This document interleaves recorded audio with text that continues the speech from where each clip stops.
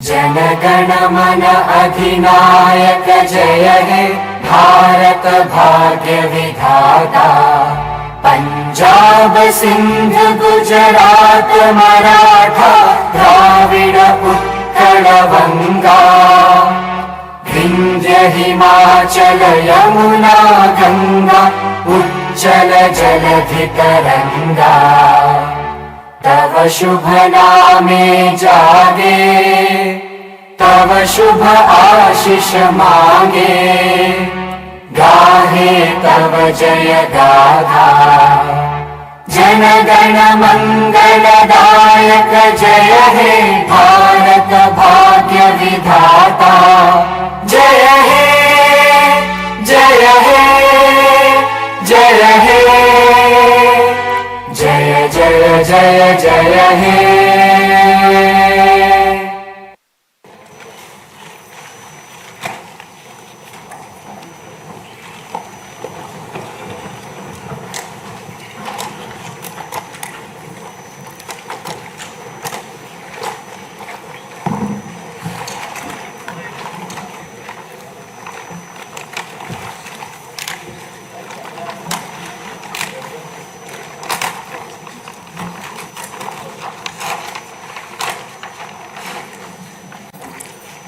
Honorable Chairman, Andhra Pradesh State Legislative Council, Honorable Speaker, Andhra Pradesh State Legislative Assembly, Honorable Members of the State Legislature, I am immensely pleased to welcome and congratulate the newly elected Honorable Members of the State Legislative Assembly and members of the Legislative Council to this joint session of the State Legislature being convened for the first time after the general elections 2024. I would like to take this opportunity to commend the Andhra people's active participation in the electoral process. Their inspiration for change has been unambiguous. Now the responsibility of fulfilling their aspirations lies with all of you. Honorable members, you are aware that due to the supreme sacrifice of Amarajeevi Potti Sriramulu, Andhra Pradesh was formed as the first linguistic state on 1st October 1953 with Kurnool as capital. Thereafter, the state was recognized on 1st November 1956 and Telugu-speaking parts of Hyderabad state were made into the combined Andhra Pradesh with Hyderabad as capital. Accordingly, a lot of Telugu people moved to Hyderabad. Again, in June 2014, the people of Andhra Pradesh were forced to undergo another reorganization of their state, the most damaging experience of all. The united Andhra Pradesh was bifurcated unscientifically, undemocratically, and without adequate consultation with the stakeholders. This has left an indelible mark on the minds of the people of the residual state of Andhra Pradesh. The turbulence caused due to multiple state reorganizations and the resultant disruptions have deprived Andhra people of a sustained long-period development and progress. Today we stand at a juncture where the people have to again take up the task of rebuilding their state. As time has progressed, it has become evident that the Andhra Pradesh Reorganization Act 2014 does not compensate enough the residual Andhra Pradesh for the loss of prosperity and development opportunities. The state bifurcation has imposed an unprecedented strain on the economy of the state. There are patent inconsistencies in distribution of assets and liabilities, with 58.32% of combined state population. The unscientific bifurcation caused the state to inherit only 46% of the resources was on account of loss of Hyderabad city, disproportionate debt burden, loss of access to public institutions, loss of national institutions, Government of India PSUs, and institutions of higher learning, etc.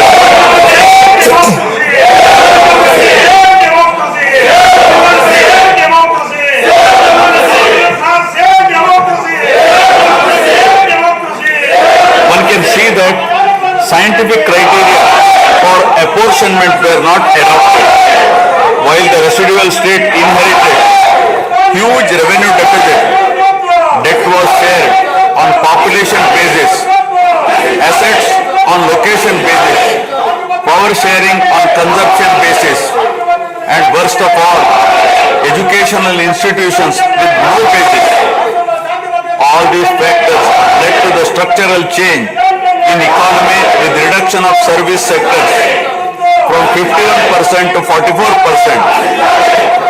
The per capita income too fell from 1 crore 6 lakhs 176 for the combined state to rupees 93,121 for AP.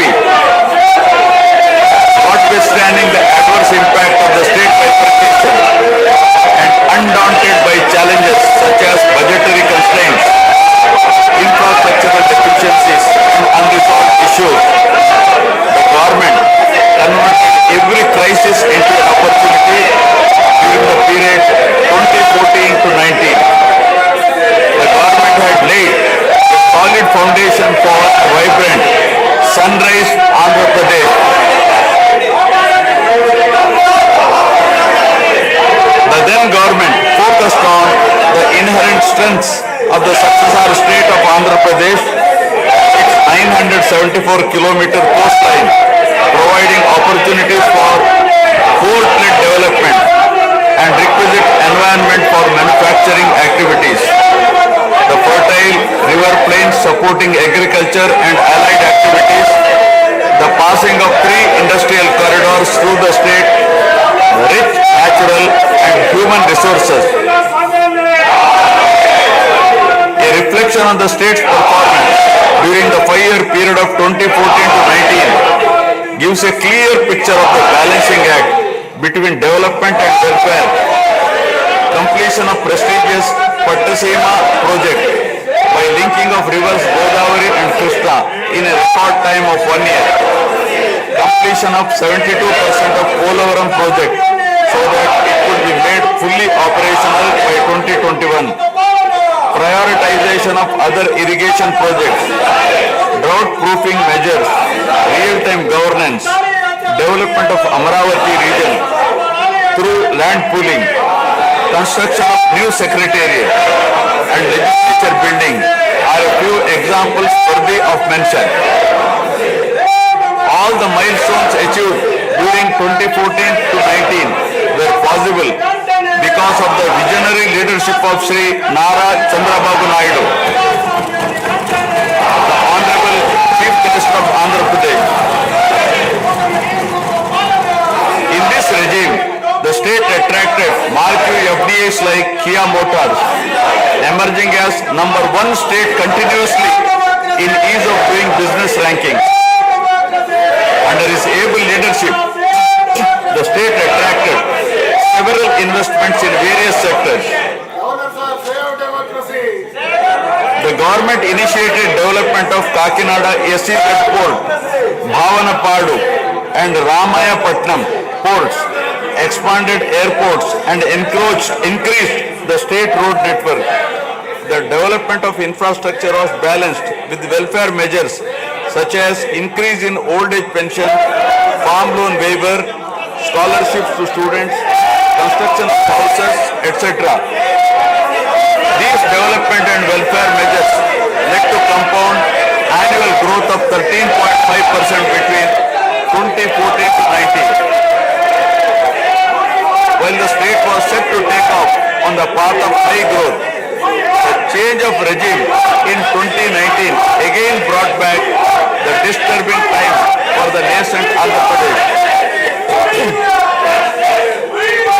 The state that already bore strength of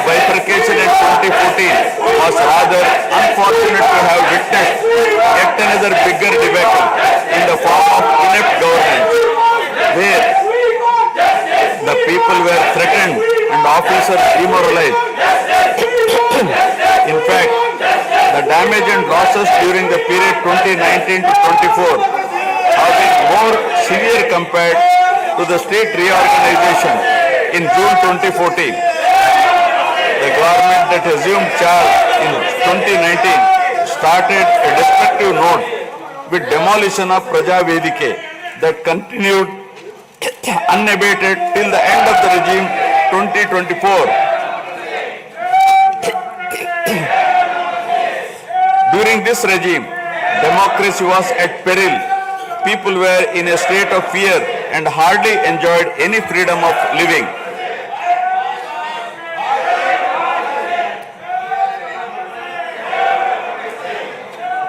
The regime revenge politics had severely hampered the state's prospects for prosperity and growth. Even the Honorable High Court of Andhra Pradesh had sought to convene a judicial inquiry into whether there is a constitutional breakdown in the state. The biggest damage was done to the brand AP. No noteworthy companies came forward to invest in the state. The corrupt practices at all levels, coupled with weaponization of instruments of governance across revenue earning departments for personal gains, sabotaging of checks and balances made several state institutions and private companies defunct and forced the existing enthusiastic investors and entrepreneurs to move out of Andhra Pradesh to other states. The uncertain environment which rocked the confidence of the people in general and investors in particular started showing impact on the state finances, leaving them in a mess. Fiscal prudence was abandoned. Expenditure was beyond means in spite of limited revenue growth, and debt and liabilities rose sharply. Financial management is manifested by diversion of funds, higher taxation despite high inflation, increase in power sector liabilities, neglect of capital expenditure which eventually resulted in slowing down of the economy. The enormous gap in resources was sought to be met repeatedly by borrowings through corporations and forcing them to spend on government expenditure, and in the process weakening the corporations.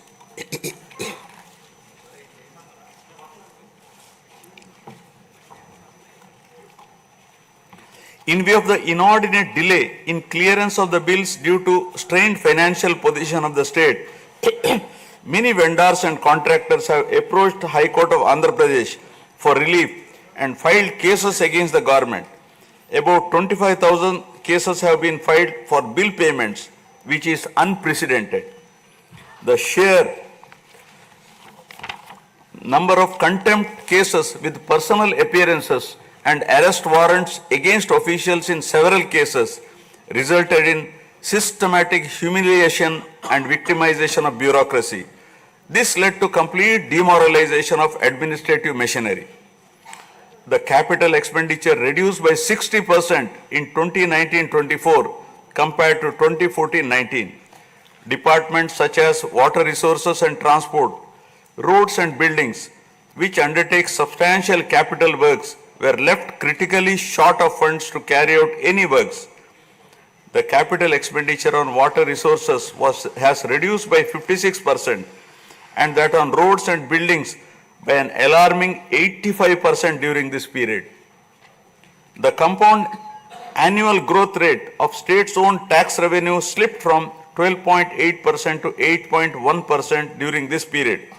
On the other hand, the revenue expenditure increased from 7.8% to 10.5%, whereas the capital expenditure growth declined steeply from 26.4% to 3.4%. Lower share of capital expenditure to public debt occurred during the period 2019 to 24 is a clear indicator that the government met revenue expenditure also through borrowed funds.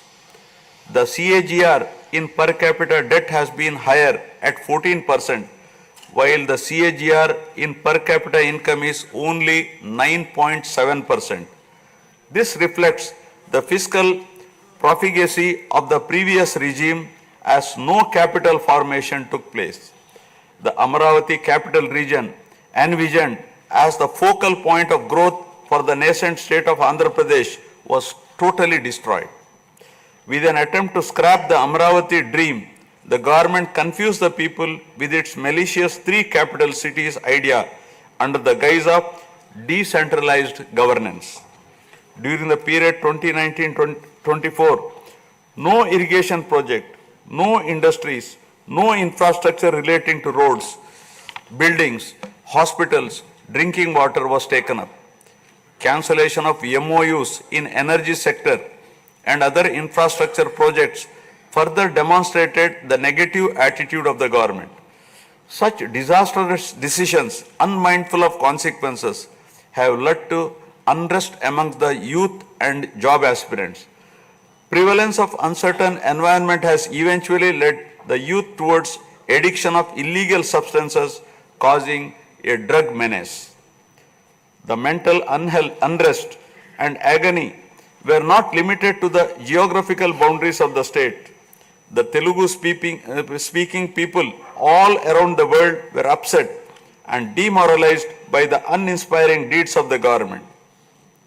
They anxiously and desperately waited for a change in governance that would take them forward in the 21st century.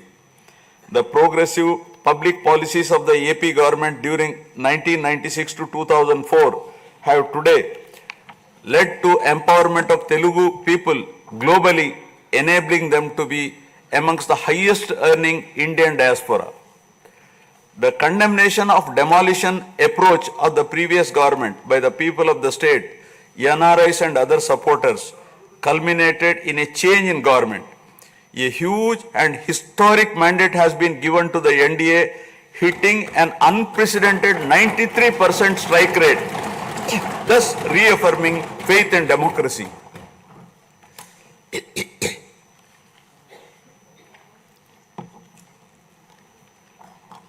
I sincerely congratulate the people of Andhra Pradesh for their wisdom in electing a government that discharges its duties with a futuristic view.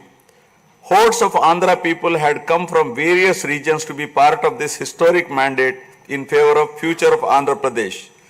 The new government has a perfect blend of fresh and experienced honorable members in the assembly. I once again welcome all the members who will be instrumental in making right policies in the interest of good governance and in the spirit of cooperative federalism. Honorable members, at this juncture, I feel it is also important to recall the glorious past of Andhra Pradesh. Renowned as Annapurna, rice bowl of India, the state used to support other states in ensuring food security. As a leader of self-help group concept, Andhra Pradesh stood out as an example in developing entrepreneurship, knowledge economy, and cultivating thrift amongst poor women. Use of IT in all areas of welfare and development was the cornerstone of state's vision. The misrule of the previous government, which lacked transparency, have compelled this government to put the facts before the people about the disruption of systems and rampant corruption prevailing during the last 5-year term. Accordingly, my government has released a series of white papers highlighting numerous discrepancies in fund utilization, misappropriation, resulting in huge loss to the state exchequer and the natural resources base of the state. I would present some of the key takeaways of the white papers. Completion of Polavaram, the lifeline of Andhra Pradesh, is of the highest priority. The Polavaram project has been completely derailed. Introduction of reverse tendering and cancelling the agreed contracts have caused an irreparable damage not only to the project but also to the concept of interlinking of rivers and irrigating every acre of land. Unilateral announcement of 3 capitals for the state resulting in 1,631 days of farmers' protest. Modification of jurisdiction of the Capital Region Development Authority to 6,990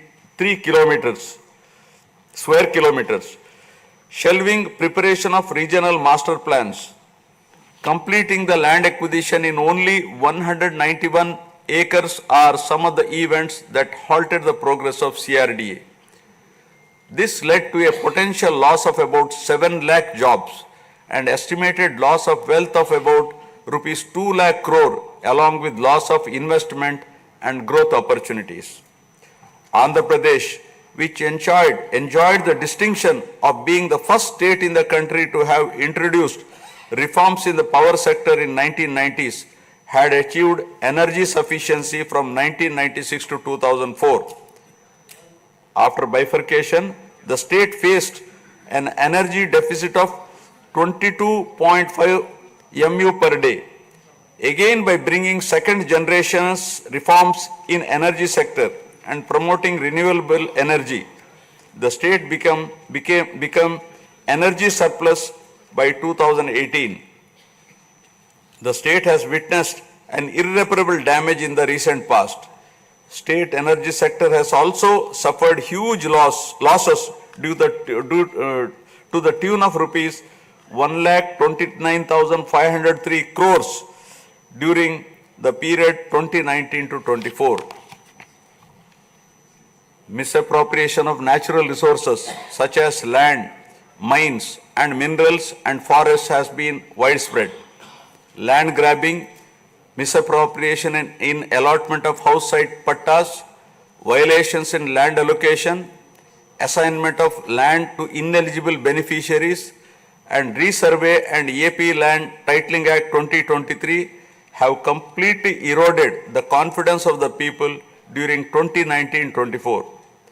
Put together, an amount of rupees 35,576 crore covering 1.75 lakh acres has been estimated as a loss, and the fundamental right of the people to own their property was affected.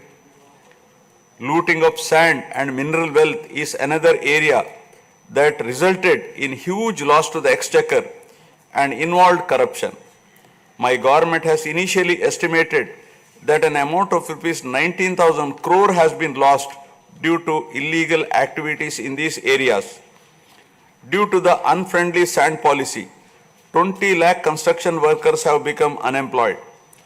Due to the inefficient, inappropriate policy making and laxity in enforcement during the periods 2019-24, a cumulative loss to the tune of 9,750 crore has been incurred in mineral revenue. Huge damage has been done to environment. Smuggling of precious red sanders from forests has taken place with the revenue from the sale of red sanders dropping from rupees 1,623 crore in 2014-19 to rupees 441 crore in 2019-24. The destruction of mangrove forest land and Rishikonda Hill in Visakhapatnam have also damaged the state's heritage and culture. The government misused law and order machinery during 2019-24 by harassing dissenting voices.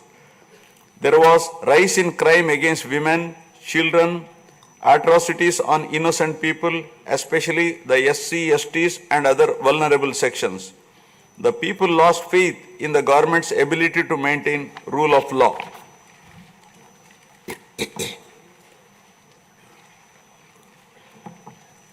The previous government also made a mockery of the excise revenue streams of the state. The VAT on excise was reduced and diverted to AP State Beverages Corporation as a special margin which otherwise would have come to the government as revenue. The government levied the additional retail excise tax on the issue price of liquor sold by APSBCL and escrowed the same for repayment of loans taken by APSDC.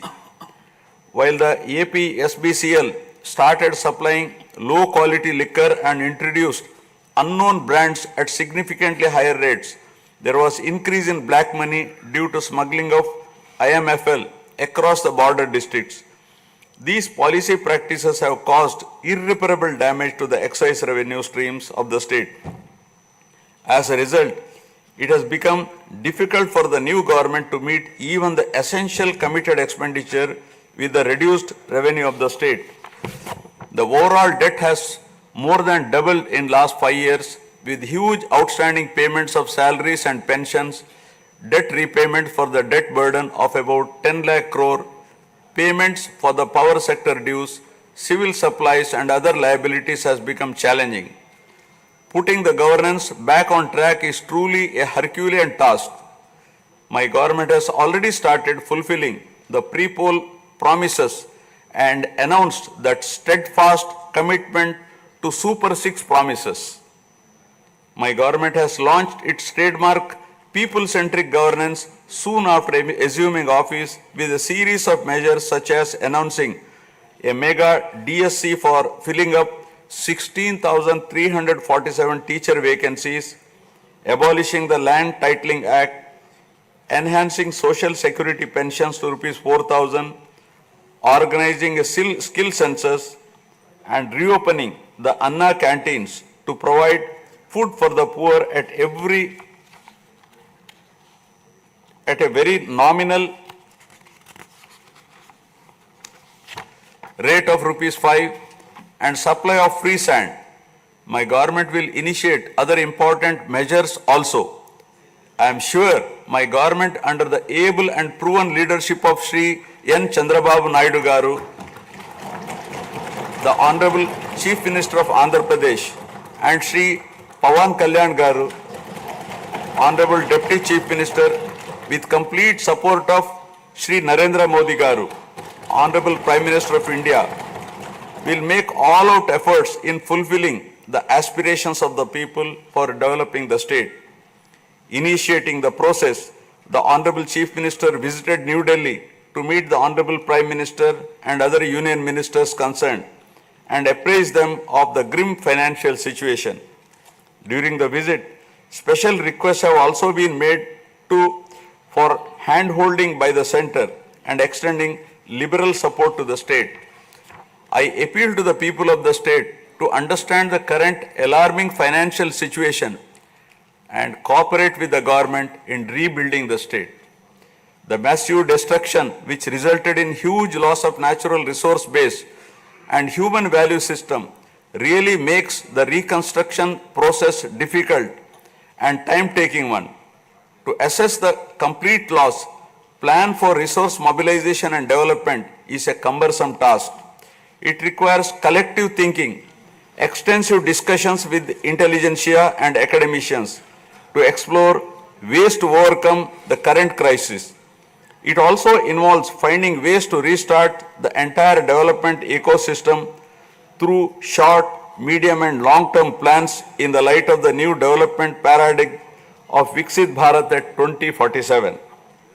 The extent of real damage done to Andhra Pradesh in the last 5 years had not come in public discourse thus far. The misgovernance from 2019 to 24 created a trust deficit with regulatory authorities and damaged the brand of AP amongst investors.